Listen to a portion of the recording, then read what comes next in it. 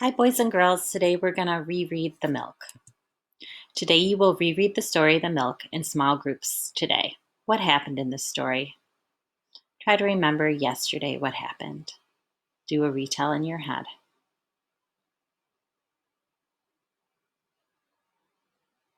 Yep, I do remember some of those same things. I remember that cat seeing that milk up high and seeing the string with the laundry on it and going to get Dad's belt and attaching it to the string and sliding down and knocking it off. When we're finished, we're going to do worksheet 19.2 together. Or again, I'd love you to try on your own, but we'll do some of it together. Are there any words that you did not understand in the story from yesterday? I remember that word lap. It could be used two different ways. We learned yesterday. It can be used to describe an area on your legs from your waist to your knees when sitting, or it can be used to describe how an animal might lick something up, to lap it. Rereading a story helps you to build your fluency. A fluent reader is not someone who races and speeds when reading. Instead, a fluent reader can read with expression and does not have to frequently stop to sound out words. Let's review some punctuation. This is a period. A period is used at the end of a sentence. This is a question mark. A question mark is used at the end of a sentence where there is a question. This is an exclamation point. An exclamation point is used at the end of a sentence when there is excitement. A comma in a sentence means to take a tiny break when reading or to pause. Okay, let's go practice rereading and try to put all of that into play and see if we can apply all of that when reading. Story The Milk. I'm going to reread, watch fluency. I'm going to take my time. I'm going to look for punctuation marks. The Milk. Once Beth left a glass of milk on the deck. The cat bandit spotted it. It was up where he could not get it. The bandit was sad.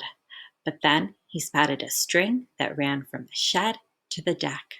Mom had hung wet socks, wet pants, and a wet jacket on the string. The bandit grinned.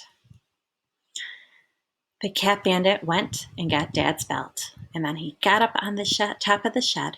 He swung the belt on top of the string, and then he held on to the belt and jumped off the shed.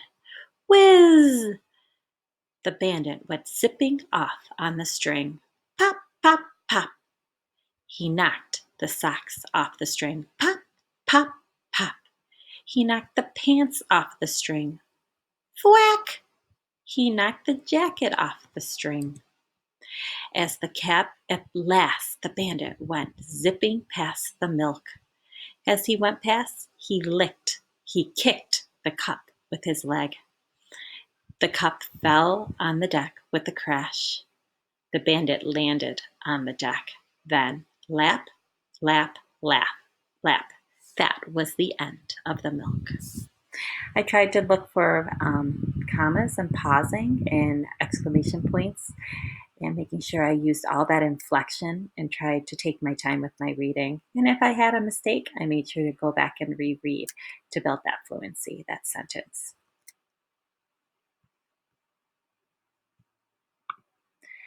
Now we're going to go to 19.2, which is in your book or your packet for this week.